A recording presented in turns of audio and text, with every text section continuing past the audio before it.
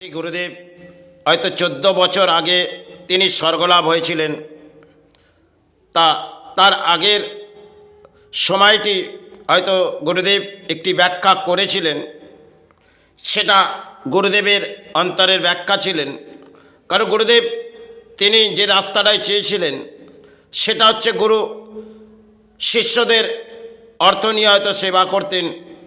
সেটা যাই হোক, এটা আমি ক্ষমা চাই, কিন্তু গুরুদেবকে ক্ষমা চাই।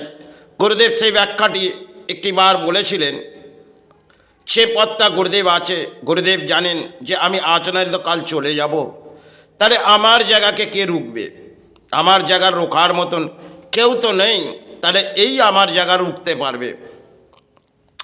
যাই হোক, সেটা সময় ক্ষেত্রে তিনি ব্যাখ্যা বলেছিলেন। তার আগে তিনি কামাখ্যাস্থানে দীক্ষিত দিলেন, সেটা 2004 সাল হবে আশপাশে। তারপরে এবং 2008 যখন আসতে লাগলেন, গুরুদেব যজ্ঞে বসলেন। আমি যেতে হয়তো তার বসস্থানে মায়ের সেবা করতেন, যেতে দেরি হলেন। গুরুদেব যজ্ঞে বসতে চাইছেন না, কারণ শিষ্যরা সবাই চাইছে আপনি বসে যান, কিন্তু গুরুদেব একটি যেন খেলা খেলছেন, মায়ের সেবা দেরি করছেন। তারপরে যখন আমি গুরুদেবের কাছে পৌঁছালাম, গুরুদেব আসনটি নিয়ে তিনি যজ্ঞে বসলেন বটে। বসে একটু বললেন হুমাক নাও। আমি হুমাকটা হাত দিলাম। যাই হোক, সেই হুমাক আমি যখন হুমে দিলাম, গুরুদেব একটি ব্যাখ্যা বললেন যে দেখো বাবা, একটি ঝড় বয়ে আসছে। তখন তিনি যজ্ঞটি হয়তো কিছুটা সময় চালালেন, চালিয়ে মায়ের কাছে প্রার্থনা জানাতে লাগলেন, সে একটি ঝড় বয়ে আসছে বাবা, সেটাকে সরে দাঁড়াও। গুরুদেব এই ব্যাখ্যাটি বলেছিলেন। তখন আমি গুরুদেবকে বললাম, যদি কোনো সৎকর্ম নিয়ে এ লড়াই করার পেছনে যদি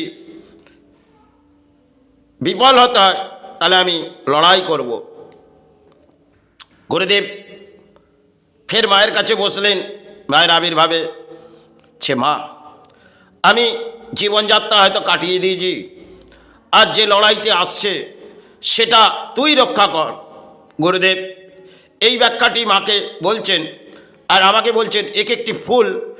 গুরুদেব এক একটি জবা, টাটকা জবা নিয়ে গেছি,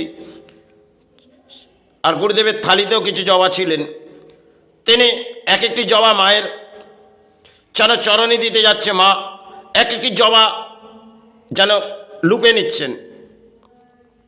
বেশ কয়েকটি জবা মাকে যখন দিলেন, প্রত্যেকটি জবা মা সেই আবির্ভাবের মাঝে তিনি কিন্তু একটি জবা মিস হলেন না। তখন গুরুদেব বললেন, সে দেখো কবির, আমার নামটি তিনি উচ্চারণ করলেন, সে গতিবেদটা আসছে বাবা, এটা জানি না মাই রক্ষা করবে, তবে এ রক্ষায় হয়তো তুমি সফল হবে, কিন্তু তুমি কাদের জন্য লড়ছো? আমি গুরুদেবকে বললাম, যদি ধর্মের পথে কোনো অন্যায় ঘটে তাহলে এ লড়াই আমার জীবনে থাকবে।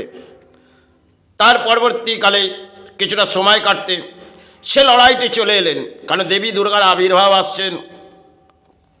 এবার সেখান থেকে জুলুমের হয়তো সাজা ভোগ করতে হবে, কারণ তারা অন্যায়ের পথটা নিচ্ছে ধর্মের মাঝে। সেটা কিন্তু আমাদের ধর্মের সেবা নয়।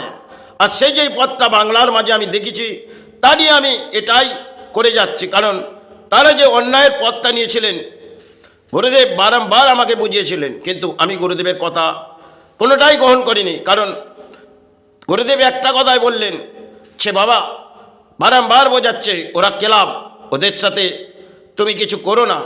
আমি গুরুদেবকে বললাম, যদি অন্যায় আমার না থাকে, তারা যদি সমাজ থেকে জুলুম করে। গুরুদেব বুঝতে পেরেছিলেন একটা ঝড় বয়ে আসছেন। আমি গুরুদেবকে একটি ব্যাখ্যা ফের বললাম যে গুরুদেব, যদি মাই রক্ষা করে তাহলে তিনিই রক্ষা করবে, কিন্তু অন্যায়ের পথ থাকলে কিন্তু আমি এ পথ ছেড়ে দেবো না। গুরুদেব কেঁদে ফেললেন, সে মা আজ তুই একে রক্ষা করিস। গুরুদেব চোখের জল গড়াতে গড়াতে মায়ের চরণে ফুল ভরিয়ে দিয়ে গুরুদেব উঠে বললেন যে বাবা, মায়ের আশীর্বাদ আছে হয়তো, কিন্তু বারংবার বলছি বাবা সরে যা। আমি গুরুদেবকে একটা কথা বলি, তার বসস্থান থেকে চলে এলাম, যেটা এটা যদি ধর্মের মাঝে অন্যায়ের পথ হয় তাহলে এই পথে আমি সরে দাঁড়াবো না। গুরুদেব তিনি বললেন সে মাই রক্ষা করবে। তা যাই হোক,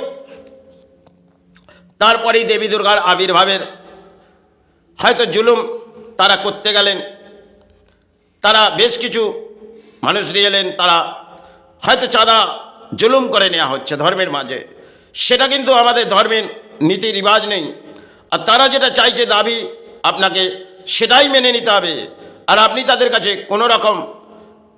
কোনো রকম ব্যাখ্যা দিতে পারবে না। তাদের এই ধরনের ক্রিয়াকার্যর কাজ ডোমজুর মর্নিং স্টার, তা তারা যদি এই ধরনের কাজ করে তাহলে সমাজের প্রতিবাদ করার যোগ্যতা হয়তো আমার নেই, কিন্তু আমি ধর্মের মাঝে যদি পড়ে আছি, বহু রাজ্য হয়তো কিছুটা রাজ্য ঘুরেছি মহারাষ্ট্র থেকে, সেখানে মা বোম্বা দেবীর বহু সময় হয়তো কাটিয়েছি, কিন্তু এটা একটা ধর্মের মাঝে এরা লড়াই করছে, এটা ধর্ম নয়। এই ধর্মের মাঝে যদি এরা হিংসাবৃদ্ধিভাবে মানুষকে মেরে ধরে জুলুম করে যদি সেবা চালায়, সেটা আমি মনে করি না ধর্ম। আর সেই ধর্ম যদি ভেঙে পড়ে তার জন্য আমার দায়ভার নয়।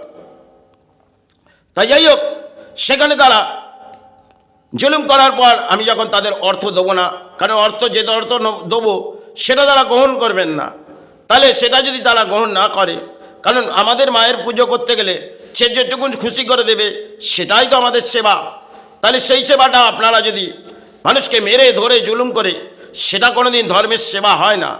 সেটা আপনারা এনজয় করতে পারেন, কিছু মানুষকে ভোজন করাতে পারেন, কিছু বস্ত্র দান করতে পারেন, এগুলো তাদের ব্যক্তিগত ব্যাপার, কিন্তু যদি দান করতে হয় তাহলে আপনারা নিজেদের অর্থ দিয়ে আপনারা দান করুন না। সেটা সঠিক কি বেঠিক এটা সমাজ ব্যাখ্যা দেবে, কিন্তু তারা এই পথটাই হাঁটলেন, সেটা একটা অত্যন্ত লড়াই। এবং লড়াইটা যখন একের পর এক বিফলের পথে হাঁটছে, কারণ আমি একা আর ওরা শয়ে শয়ে লোক, যারা একটা বড় ক্লাব, তার সাথে প্রশাসনও যুক্ত, তাহলে লড়াইটা একটা ভয়ঙ্কর সৃষ্টি হবে। সেখানে যদি আমি ইসলামকে সাথ দিই, তাদের জায়গার মধ্যে হয়তো আমার কর্মস্থান, সেখানে তারা যদি নিজের কাজ গুছিয়ে নেয় তাতে আমার কিছু যায় আসে না, কিন্তু এটা আমাদের ধর্মের মাঝে রীতি রিবাজ এরা নষ্ট করে দিচ্ছে। তাই সেক্ষেত্রে হয়তো বহুটার সময় দেবী দুর্গার আবির্ভাব হয়ে উঠলেন, তার আগে ওরা ব্যাখ্যা দিলেন সেবা আবির্ভাব হয়ে গেলে আমরা দেখে নেব, এখান থেকে কর্মস্থান তুলে দেবো। তারা তো বাপের জাগির সম্পত্তি নয় যে একটা বাংলার মানুষ থেকে তাকে, সে কোনো উদ্বাস্তু নয়, সে কোনো রাজ্যের মাঝে মানুষ, আর এই রাজ্যেরই মানুষ তাকে এখান থেকে উচ্ছেদ করবে, এটা তাদের রীতি রিবাজ নয়। আর তারা সে জুলুম করবে আর সেটা আপনাকে মেনে নিতে হবে, এটাও ধর্ম নয়। তাহলে এই ধর্মের মাঝে যদি ব্যাখ্যা করেন, সেখানে আপনাকে তারা জুলুমের শিকার করবেন। যাই হোক, তারা করার প্রথম আমি প্রশাসনকে জানাই। প্রশাসন সেখানে নড়ে চড়ে বসে, কেন 1 থেকে 150 মুসলিম সাম্প্রদায়িক তারা হয়তো প্রশাসনের কাছে গেলেন, ফের বিফল হলেন, কারণ প্রশাসন বললেন এটা দেখব। তারপরে ওরা তাদেরকে একটা ব্যাখ্যা আমাকে বললেন যে টুপিওয়ালারা কতক্ষণ রক্ষা করবে। এটাও কিন্তু ব্যাখ্যা ঠিক নয়। তারা যে ব্যাখ্যাটা করছে এটা ইসলামকেও ছোট করছে। তাহলে এই ইসলামকে ছোট করে একটা হিন্দু ধর্মকে নিয়ে তারা হিংসাবৃদ্ধি করছে, এটাও গ্রহণযোগ্য নয়। তাহলে তারা ইসলাম ধর্মের কয়েকটি মানুষ যারা আমাকে পক্ষপাতী নিতে চেয়েছিলেন, তারা নিজের কাজ গোছানোর জন্য, আমার জন্য নয়, তাদের যে জায়গাটা তারা সঠিকভাবে গুছিয়ে নেবে, তারা বহু সময় ধরে ওই জায়গায় রক্ষা করতে পারছেন না, তাই তারা তাদের কাজ গোছানোর জন্য লড়াই হয়তো আমাকে দিয়ে করাচ্ছেন। কিন্তু এই লড়াইটা যখন অত্যন্ত ভয়ঙ্কর আসছে, তখন তারা হয়তো দেবী দুর্গার আবির্ভাব একাদশী এলেন, তারা পথে আমাকে বেশ কিছু লোক দোকান থেকে টেনে নিয়ে চলে গেলেন। কিছু অর্থ হাতে ছিলেন, অর্থটি আমি কারো কাছে রেখে দিলাম, তারা বুঝতে পারেনি। যাই হোক, তারা আমাকে চোর সাব্যস্ত করলেন, কারণ এটা ধর্মের মাঝে কি খেলা হচ্ছে। কারণ আপনি চোর, তাহলে একটা মানুষ যদি কোনো কর্মস্থানে কারো কাছে কেউ আসে, সে যদি কোনো কিছু বিক্রয় করে, তাহলে এই একটা পুজো উৎসবে সেটাকে নিয়ে একটা লড়াই তারা করছেন, এ লড়াইটা তাদের হয়তো বিফল হবে, কারণ সেখানে প্রশাসন অবধি তাদের নীরব হয়ে যাচ্ছেন। এবং যখন ওই জায়গায় ঘটনাটা করলেন, পথে বাঁধলেন, বহু জুলুম করার পর হয়তো মা মা করে আমি চিৎকার করিনি বটে, কিন্তু তারা আমাকে বহু টাচ করলেন। পথে বেঁধে তারা চোর সাব্যস্ত করতে গেলেন।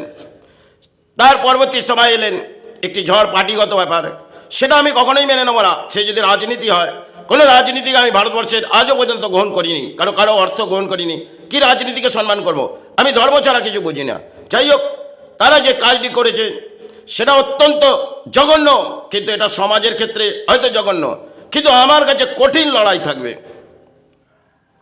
আমি যে পথটা বসে আছি সেটা আজ আছি, কাল নাও থাকতে পারি, কিন্তু ওরা যে করণীয় কাজগুলো করেছে এটা ধর্ম বলে নয়, এটা ধর্মকে হিংসা বৃদ্ধি পাবে। ধর্মের মাঝে এই নয় যে মানুষকে মেরে ধরে জুলুম করে তাদের সেবা চালাতে হবে। এই ধরনের আমাদের রীতি রিবাজে কোনো বই লিখে যায়নি, কোনো সাধক তারা কিছু লিখে যায়নি। আর তারা যেটা করছে সেটা সাধনার জগৎকে তারা তোলপাড় করে ভেঙে দিয়ে আর তারা ধর্মের সেবা করবে আর সমাজ তাকে মেনে নেবে, এটাও তো ধর্ম নয়। তাহলে সেখানে যদি আমি ইসলামকে সাথ দিই সেটাও গ্রহণযোগ্য হয়তো নয়, কিন্তু গ্রহণযোগ্য করতে হবে, কারণ দুটি পক্ষের লড়াই হচ্ছে। আর এই লড়াইয়ে তারা যেটা করণীয় করে যাবে সেখানে আমাকে মেনে নিতে হবে, কারণ আমি যে অর্থ দিতে পারবো না, আমাকে তারা জুলুম করবে, আর সেই জুলুমের মাঝে তারা সাজা দেবে, দণ্ড দেবে। এটা কলির রাজ্য, হয়তো আমি দণ্ড পেয়েছি, কিন্তু দণ্ডটা আমি একটা ভয়ঙ্কর হয়ে দাঁড়াবো। যাই হোক, সেক্ষেত্রে তারা দণ্ডটা দিয়ে হয়তো চোর সাব্যস্ত করতে গেলেন। কোনো প্রশাসন আস্পাতে এলো না, পথে বেশ কিছু সময় তারা বেঁধে রাখলেন।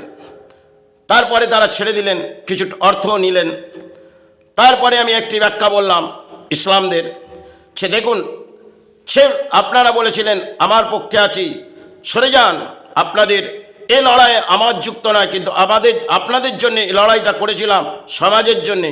আজকে ওনারা বললেন দেখুন আমাদের ধর্মে কোনো চোর সাব্যস্ত, তাহলে আপনি আপনার কোরআনকে ঘেটে দেখুন, যদি কোনো চোর না হয় তাহলে তাকে যদি কোনো চোর সাব্যস্ত করা হয়, এটা আপনার আল্লাহ আপনাকে ক্ষমা করে। যাই হোক, তারা সেক্ষেত্রে আমার কাছে ক্ষমা চেয়ে হাত জোড় করে তারা ফের এসপির কাছে গেলেন, সারা গ্রামবাসীকে মাইকে অ্যানাউন্স করলেন সে গ্রামের মধ্যে মসজিদ সম্পত্তির মধ্যে বাইতুল ফান্ডের মধ্যে একটা ঝামেলা ঘটছে, গ্রামবাসী এক হোক।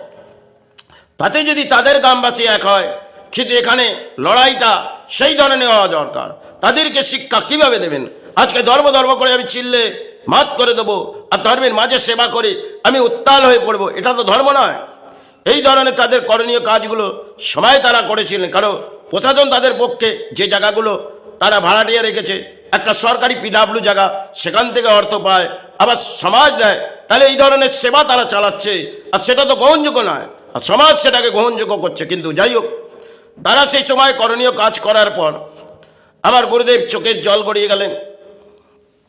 তখন আমি গুরুদেবকে একটি ব্যাখ্যা বললাম, এ লড়াই এখনো শেষ হয়নি, তবে এবার আপনাকে বলে দিই, যদি কোনো সময় ধর্মের মাঝে আসতে পারি, তাহলে সমাজ থেকে আপনি অর্থ নিয়েছেন বটে, এ অর্থ আমি গ্রহণ করব না।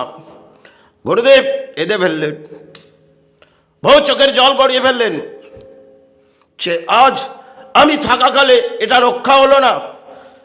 তিনি কিন্তু বারংবার আমাকে রক্ষা করতে চেয়েছিলেন, কিন্তু বিফলের পথ যে অন্যায় তারা করছে, সে পথটা একটা ভয়ানক সমাজের ক্ষেত্রে, তারা সেটাকে মেনে নিচ্ছে, কারণ প্রশাসন অবধি তাদের পক্ষে। তাহলে আপনি লড়াইটা কিভাবে করবেন? সেখানে একটা প্রশাসন তারা তো নির্বিচার করবে, রাজ্যের প্রশাসন তারা সিনা নীরব হচ্ছে।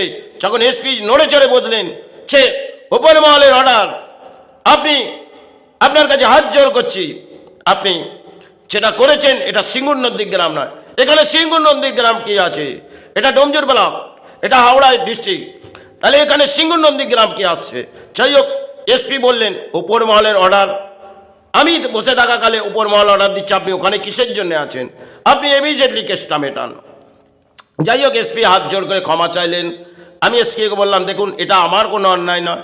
এসপি বললেন দেখুন আপনাকে আমি কৃতজ্ঞতা, তার ভাষা জানাবার নেই, এসপি বলেছিলেন। আমি বললাম দেখুন আপনাদের প্রশাসন তো যুক্ত, আপনাদের প্রশাসন, এর আগে আমি এই প্রশাসনে এসেছিলাম, তখন আপনি কেন নীরব হয়েছিলেন? এসপি বলল, আমায় কি দেখেছিলেন? আমি বললাম, না স্যার, আপনাকে দেখিনি, কিন্তু আপনাদের প্রশাসন যখন তারা জুলুম করছে, তারা তো সেই জায়গায় স্পটে ছিলেন। তাহলে সেই স্পট থেকে তারা কেউ না কেউ তো ছিলেন। এতটা রাস্তার মাঝে এতটা ভয়ঙ্কর লড়াই হচ্ছে, সেখানে আপনারা যদি প্রশাসনে নীরব থাকেন, তার আগে তো আপনাদের প্রশাসনকে জানানো হয়েছিল, তাহলে সেক্ষেত্রে আপনারা নীরব হয়েছিলেন কেন? যাই হোক, এসপি সময় ক্ষেত্রে ক্ষমা চেয়ে আমাকে বললেন, সে দেখুন, এটা যেটা ঘটেছে সেটাকে আমি খিজে তো দিতে পারবো না, তবে আমি আপনার কাছে হাত জোর করে ক্ষমা চাইছি। এটা হিন্দু মুসলিমের রাইট লাগছে, আপনি কি চান যে হিন্দু মুসলিমের রাইটস লাগুক? আমি বললাম, স্যার, এ ধরনের কাজ আমি চাইনি, কিন্তু এরা যেটা করছে এটা ধর্মের সেবা নয়। এসপি ক্ষমা চাইতে লাগলেন। শেষ। এতটা সময় হয়তো আমি এসপি হয়ে কাটিয়েছি, তিনি এটাই ভাবছেন সে ইনি যে ব্যাখ্যাটা বলছে এটা ধর্মের মাঝে। আর আমি তাকে এসপিকে বললাম, দেখুন স্যার, বহু রাজ্যে হয়তো আমি কিছুটা হলেও ঘুরেছি, কিন্তু ধর্মের মাঝে আমি চালিয়েছি, কিন্তু এই ধরনের অধর্মের সেবাকে আমি মেনে নিইনি বলে আজকে আমার দণ্ড দিয়েছে, তাতে আপনাদের প্রশাসনও তো যুক্ত।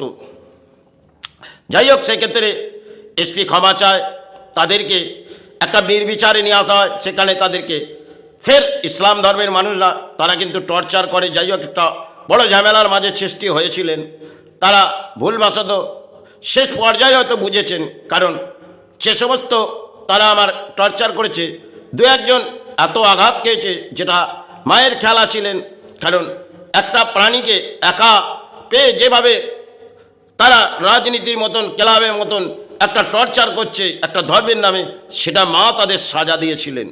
কিছুটা সময় কাটতেই মা তাকে আবির্ভাব করে দেখিয়ে দিয়েছিলেন, কারণ প্রাণী হিসেবে যেহেতু অলির রাজ্যের দণ্ড পাবো, কিন্তু এই দণ্ডটা সমাজকে জানিয়ে যেতে হবে, সমাজের মানুষগুলো কোথায় আজকে নেমে এসেছে। আজকে ধর্মের মাঝে চিনলে আর ধর্ম করে চিনলে চারটি গান গেয়ে ধর্ম জাগবে না, কিছু ঘন্টা বাজিয়ে দিলাম, পুজো পাঠ করলাম, এতে ধর্ম জাগে না।